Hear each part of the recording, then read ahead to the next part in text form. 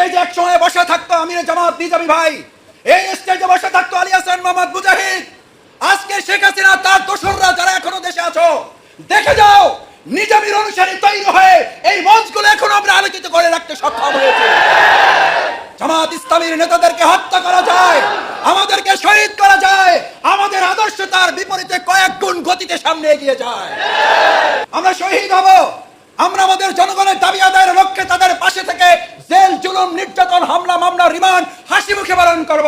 কিন্তু আমরা আমাদের জালিম ফ্যাসিস্টদের কাছে এক সেকেন্ডের জন্য নতি স্বীকার আমরা করি নাই, করছি না। ভবিষ্যতে যারা চোখ রাঙাচ্ছেন অবশ্যই সাবধানে চোখ রাঙাবেন।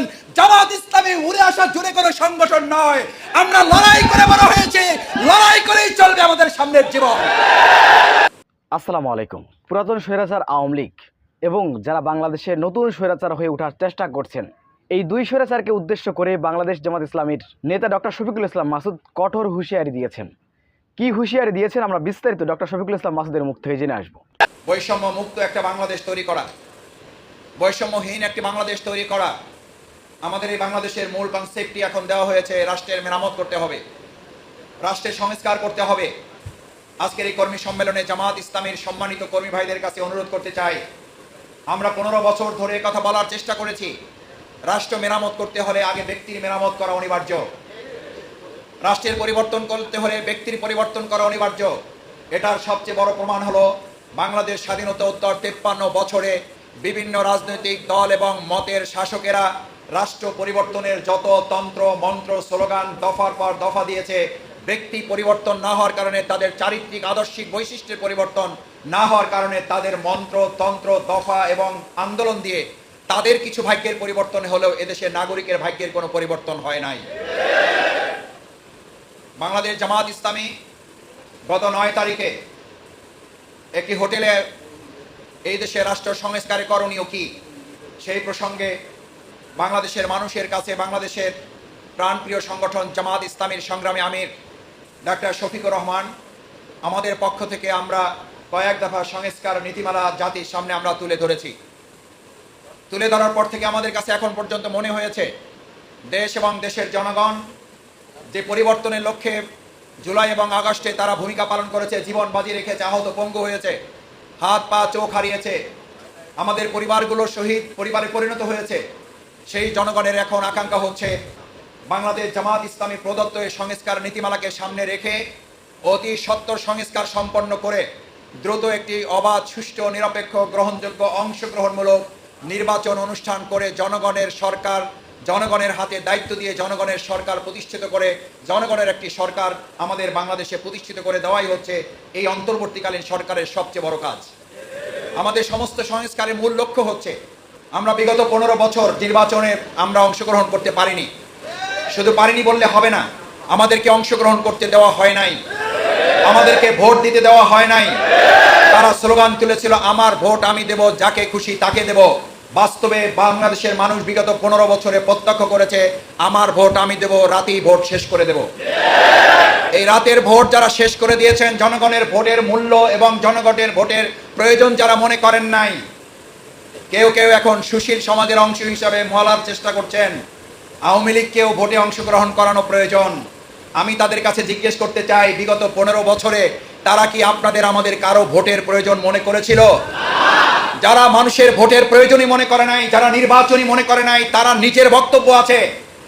এই শেখ হাসিনার ভিডিও এখন বাচ্চা শিশুদের কাছেও পাওয়া যায়।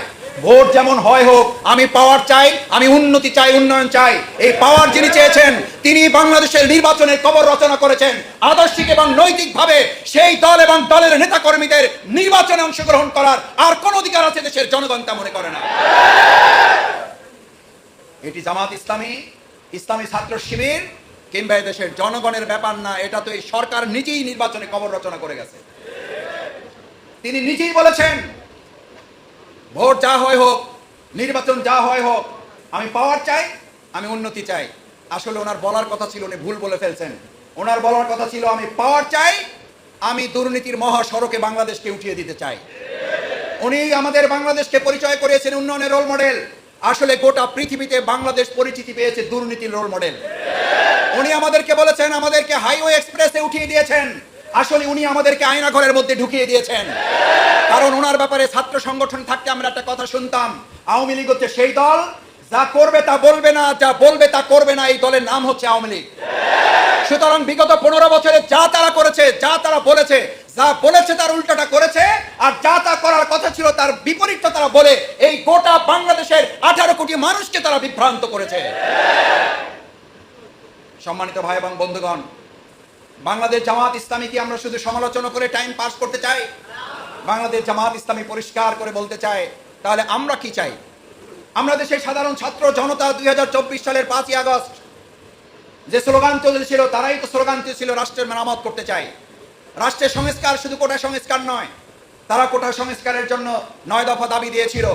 এই 9 দফা দাবি দিতে গিয়ে তাদের কাছে মনে হয়েছে এই 9 দফা দাবির যদি প্রত্যেকটাও বাস্তবায়ন করা হয়, তাহলে বাস্তবায়ন প্রক্রিয়ার সাথে যারা জড়িত তারা দুর্নীতির এমন রোল মডেল স্থাপন করেছে যে এটা আজকে আন্দোলন শেষ হয়ে গেলে কালকে আবার আমাদেরকে আন্দোলনে নামতে হবে, আবার আমাদের জীবন দিতে হবে, আবার আমাদেরকে রক্ত দিতে হবে।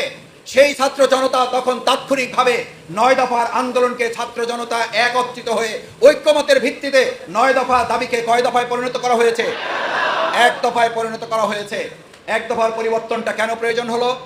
প্রয়োজন হলো এই কারণে, একটা রাষ্ট্র শক্তি যার হাতে থাকে, যিনি ডিক্লেয়ার করেছেন আমি পাওয়ার চাই এবং এই পাওয়ার দিয়ে আমি দেশ পরিচালনা করব আমি আমার মতো করে, আমি আমার মতো করে যিনি পরিচালনা করেন, তার অর্থই হলো তিনি ওই দেশের মালিক হয়ে যান আর ওই দেশের সমস্ত সম্মানিত নাগরিকদেরকে তিনি দাসে পরিণত করতে চান।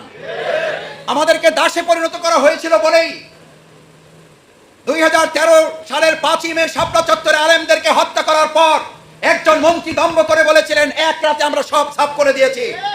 আর সেই দেশের তৎকালীন নবনির্বাচিত নয়, মানুষের ভোট ছাড়া ভোটবিহীন নির্বাচনের প্রধানমন্ত্রী বলেছিলেন কিছু সংখ্যক আলেমরা সেদিন রক্ত মেখে শাপলা চত্বরে পড়েছিল, আমরা ধিক্কার জানাই, ওই আলেমদের হত্যার বিচারের আসামি করে আপনাকে খুনের আসামি করে হবে। এখন অক্টোবর মাস চলছে, আপনাদের সকলে জানার কথা, উনি মাঝে মধ্যে জিজ্ঞেস করতেন এত উন্নতি করি, মানুষের এত সুখ শান্তির জন্য ঘুম নাই, খাওয়া নাই, গোসল নাই, আপনাকে ঘুমাতে কে নিষেধ করছে? আপনাকে খাইতে কে নিষেধ করছে? আমরা তো দেখতাম আপনি খুব রান্না বান্না করেন, সেটাও ভিডিওতে ভাইরাল হয়। আপনি খাওয়ার সময় পান না, কিন্তু আপনি কুমড়ার রেসিপি দিতে তো আপনার ভুল করেন নাই। আপনি রান্না করার সময় পান না, কিন্তু বেগুন দিয়ে যে আপনি সব বানাইতে হবে তার পরিবর্তে যে আপনি আমাদেরকে রেসিপি দিয়েছিলেন, সেটাও তো এই জাতি ভুলে নাই। সুতরাং আপনি রান্না খাওয়ার সময় পান না কথাটা সত্য নয় আপনার কাজের কারণেই। প্রকৃতপক্ষে আপনি রান্না বান্না খাওয়া সব ভুলে গিয়ে দেশ এবং জাতির কল্যাণে যে কাজ করার চিন্তা করেছিলেন, প্রকৃতপক্ষে আপনি আসলে এই দেশটাকে অন্য একটা দেশের হাতে তুলে দেওয়ার চক্রান্ত করেছিলেন। আপনি যতটা না প্রধানমন্ত্রী থাকতে চেয়েছিলেন তার বেশি আপনি মুখ্যমন্ত্রী হওয়ার পরিকল্পনা করেছিলেন। বাংলাদেশে আর কোনোদিন মুখ্যমন্ত্রী হওয়ার পরিকল্পনা করার দুঃসাহস কেউ করবে না, আপনাকে হেলিকপ্টারে তুলে দিয়ে তার প্রমাণ করে দেওয়া হয়েছে। দেশের প্রধানমন্ত্রী প্রেসিডেন্ট থাকতে পারলে অন্তত আপনি কারাগারে যাইতে পারতেন। আলহামদুলিল্লাহ আমাদের দেশের ইতিপূর্বের কিছু প্রেসিডেন্টদের তো কারাগারে যাওয়ার বিরাট সৌভাগ্য তাদের হয়েছে। আমরা এতদিন এই পর্যন্ত জানতাম যে দুর্নীতি কিছু করলেও অন্তত কারাগারে 9 বছর কাটানোর সুযোগ থাকে, এরপর বের হয়ে অন্তত কিছুটা স্বাভাবিক জীবনে মৃত্যুবরণ করা যায়। কিন্তু আপনি আমাদেরকে এমন উন্নতি এবং রোল মডেলের দিকে নিয়ে গেলেন।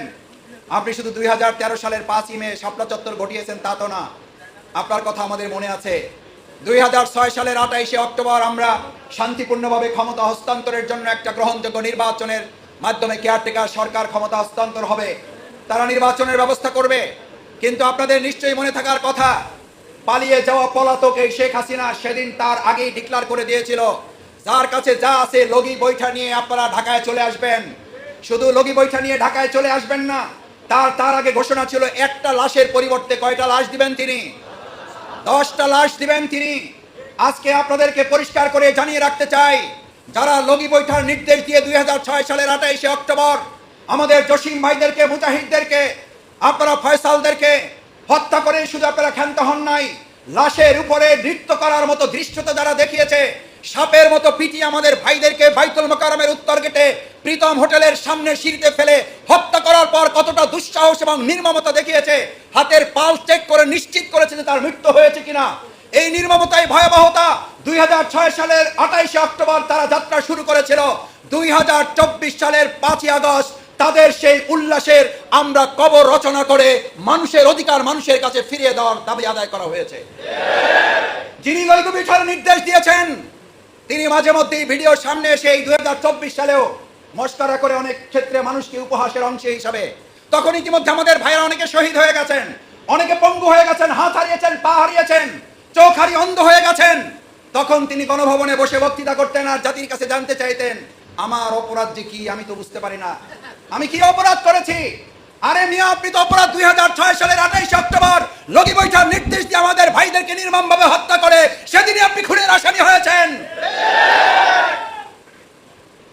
আপনি 2009 সালের 25 এবং 26 ফেব্রুয়ারি বিডিআরদের মধ্যে সবচেয়ে সৎ, দক্ষ, যোগ্য, মেধাবী 57 জন অফিসারকে হত্যা করে বাংলাদেশকে মেধাহীন একটা রাষ্ট্রে আপনি পরিণত করতে চেয়েছিলেন।